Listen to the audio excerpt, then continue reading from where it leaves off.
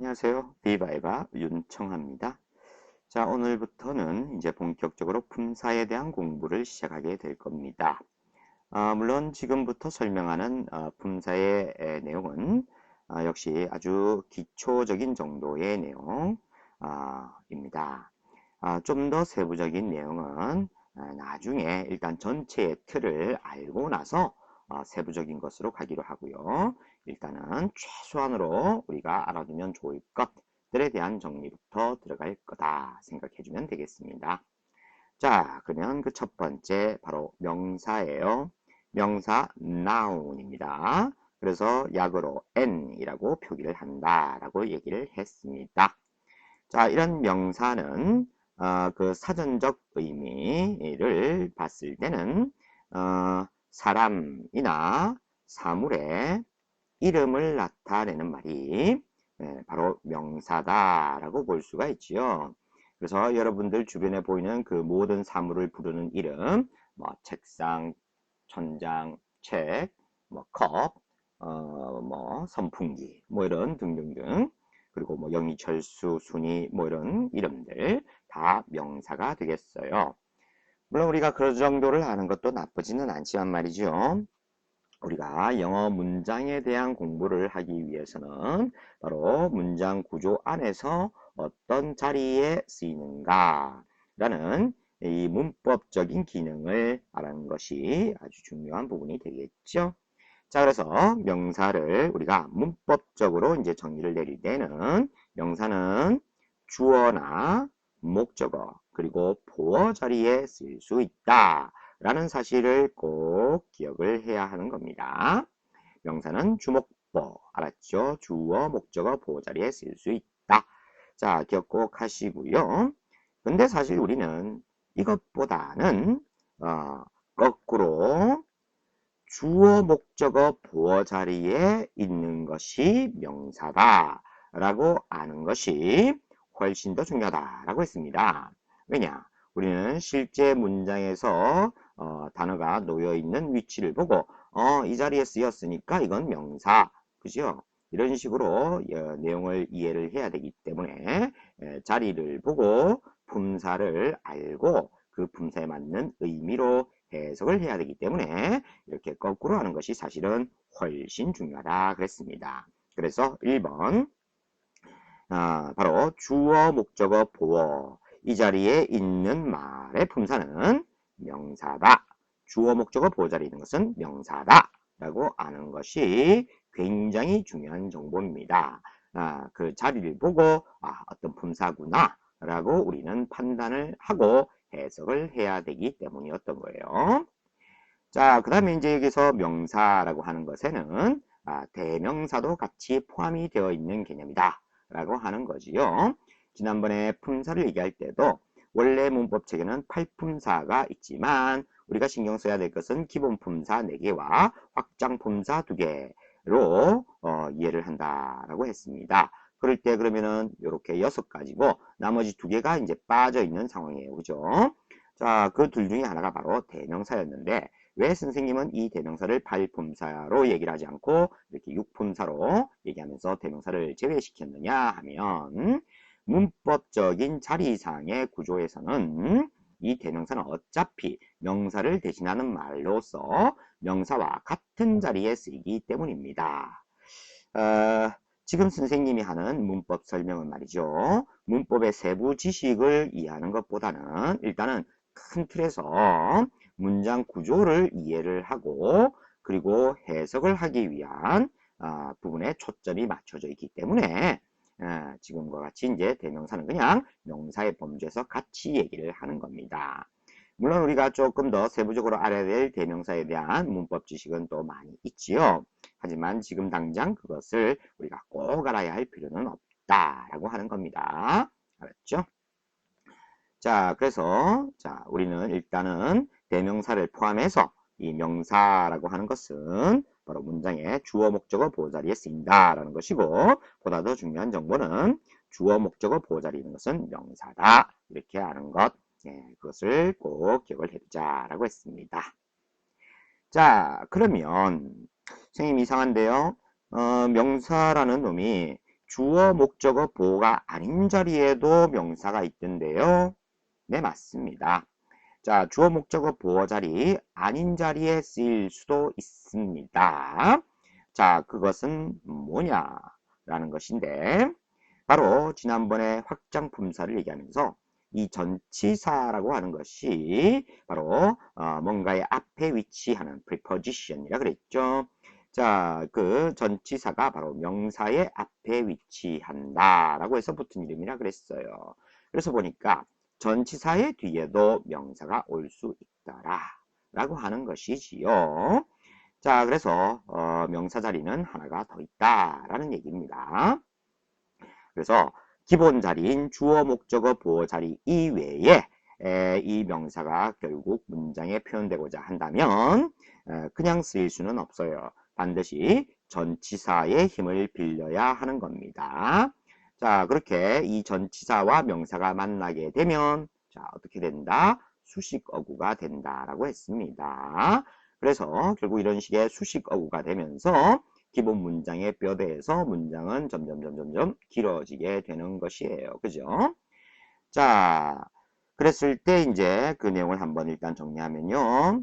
전치사는 명사와 함께 사용이 된다라는 겁니다. 그렇게 쓰였을 때 바로 수식어인 형용사, 그죠? 명사 수식할 때가 형용사라고 그랬습니다. 그리고 두 단어가 모였는데 주술관계가 없기 때문에 구라고 부른다. 그래서 형용사구로 쓸 수가 있고 또 하나는 바로 부사구, 명사가 아닌 다른 품사를 수식할 때가 바로 부사였죠. 그래서 부사구의 역할을 하게 된답니다. 명사를 수식하는 것이 형용사구, 그 다음에 명사 이외의 말을 수식하는 게 부사구라는 얘기는 결국 전명구의 형태가 되면은 수식 못하는 말이 없게 되는 겁니다. 그쵸? 자, 그래서 이제 문장이 무지하게 길어지는 그런 결과들을 우리는 영어 문장에서 보게 되는 겁니다. 뭐 간단한 예를 해보면요.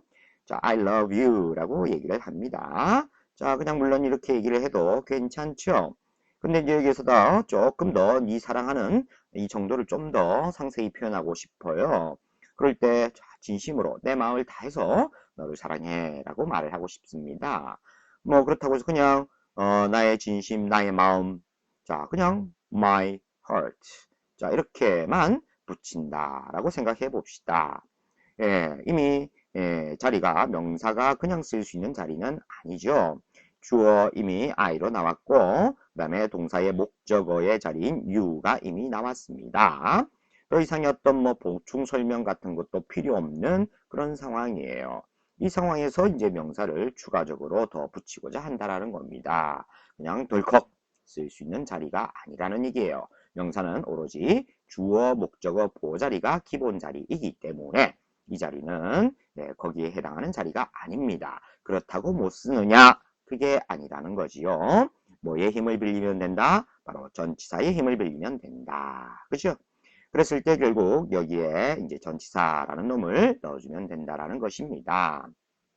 그럴 때 사랑한다라는 이 말과 내 마음은 바로 내 온 마음을 가지고서 너를 사랑하게 되는 것이지요. 그래서 적절한 의미의 전치사는 바로 뭐뭐를 가지고라는 with가 쓸 수가 있겠습니다. 그러면 나의 마음으로 진심으로가 되겠죠. 그리고 뭐 조금 더 강조하자면 with all my heart 하면은 내 모든 진심을 가지고서 너를 사랑해 이런 말이 되는 겁니다. 자, 그래서 이 전치사와 명사가 이렇게 만나게 되면 그야말로 천하무적이 되는 겁니다. 뭐 못 붙이는 말이 거의 없게 된다라는 얘기입니다. 그래서 이 정보도 꼭 기억하자. 비록 기본적으로 쓰이는 명사의 자리는 아니지만 결국 이 명사를 붙이면서 확장을 시키는 수식어구로서 중요한 역할을 하는 자리다. 근데 왜 기본 자리가 아닌데요, 선생님? 이런 질문이 있을 수 있죠. 그것은 바로 곧 배우게 되는 이 명사상당 어구라고 하는 이것의 모든 형태들이 주어, 목적어, 보호 자리에는 어지간하면 그냥 쓰이겠지만 전사 뒷자리에는 그 형태들이 다 그냥 쓰일 수는 없기 때문이에요. 그래서 좀 한정, 제한이 좀 있는 제약이 있는 자리이기 때문에 명사의 기본 자리로 말하지는 않는 겁니다. 알았죠? 자, 그러면 이제 다음 설명 넘어가죠. 자, 3번. 단어 하나만 품사라고 생각하지 마라. 우리가 이미 배웠습니다. 그죠? 여러 단어를 한 덩어리로 하나의 품사로 보자. 그게 바로 구나 절의 개념이었다. 라고 했습니다. 그죠? 자, 그래서, 이제 구나 절이라고 하는 것, 바로, 자, 지금 오른쪽에 여기에서 정리를 한번 해보죠. 자, 명사의 역할하는 말을 모두 통틀어서 명사상당구라고 얘기를 합니다. 그래서 개별 명사나 명사구, 명사절까지를 모두 통틀어서 명사상당구라고 얘기를 하는데 말이 기니까 그냥 이제 보통 명사다라고 얘기를 한다라고 했습니다. 그래서 앞으로는 명사라고 하면은 되게 명사구 또는 명사절까지도 포함하는 명사상당어구를 의뢰 말하는 것이다 생각해야 되고요. 이렇게 전체를 하나의 덩어리로 봐버려야 문장이 단순해집니다. 그래야 문장에 대한 이해가 쉬워요. 그래서 이제 앞으로 형용사나 부사도 똑같이 그렇게 형용사나 부사의 역할을 하는 덩어리, 즉 형용사 상당어구, 부사 상당어구다. 이런 식으로 봐야 하는 겁니다. 그렇죠? 자, 그렇다면은 이제 세부적으로 가서요. 그런 명사상당어구와 같은 이런 형태가 뭐가 있는가를 보도록 하겠습니다. 자, 아래쪽으로 좀 가시죠. 자, 4번 한정사라는 말이 나옵니다. 한정사.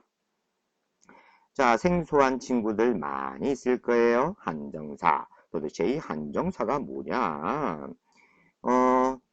처음 듣는 말이지만 어렵게 생각할 필요 없어요. 한정입니다. 한정. 뭔가의 범위를 딱 한정시켜준다.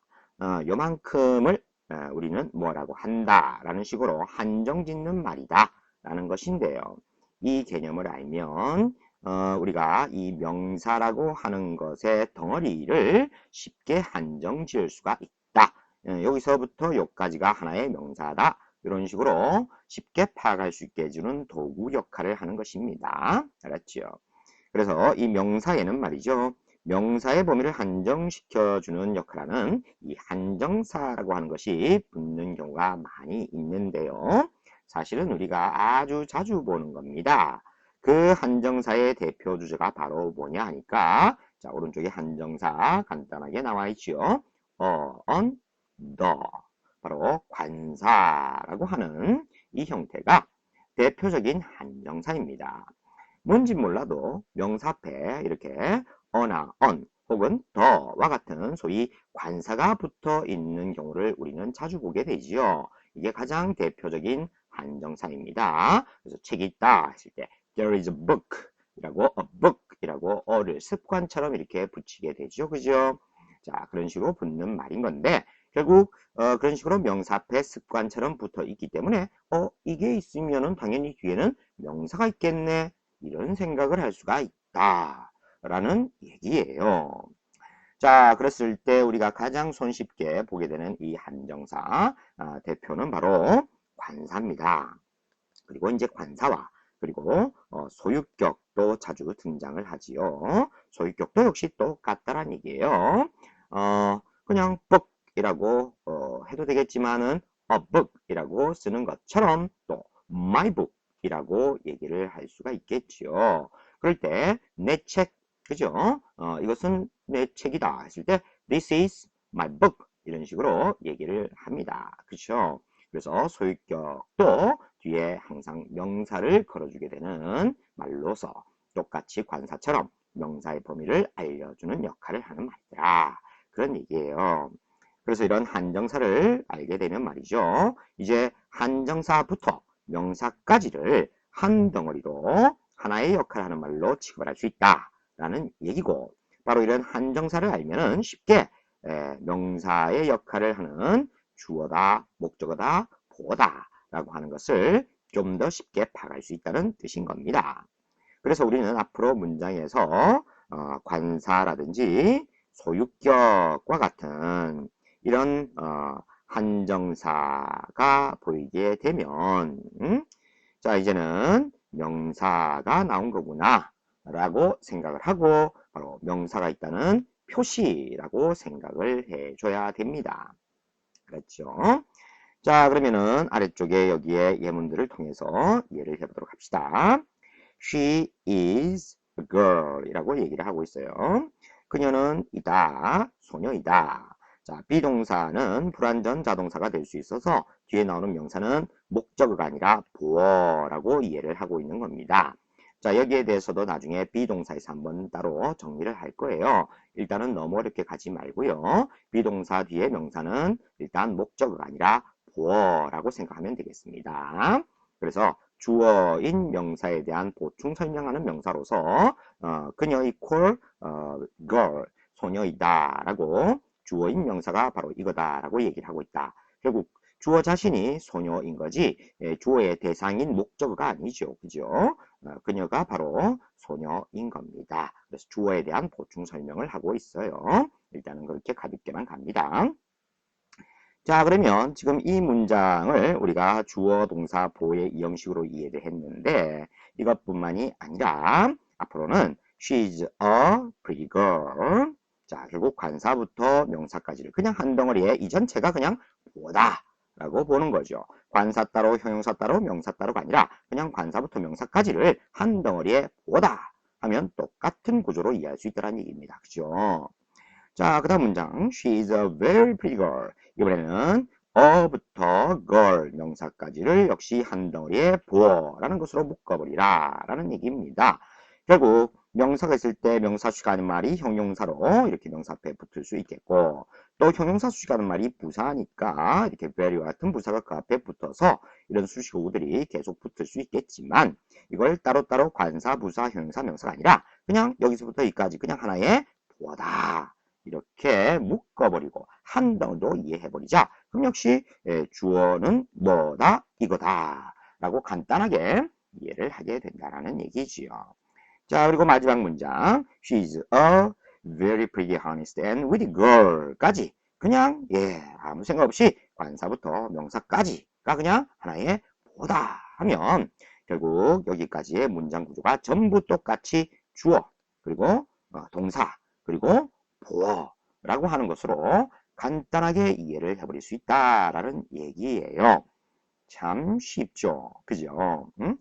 일일이 세부적인 것들을 따지는 것이 아니라 그냥 전체를 한 덩어리로 본다 라고 하는 개념은 그래서 굉장히 중요한 부분인 겁니다.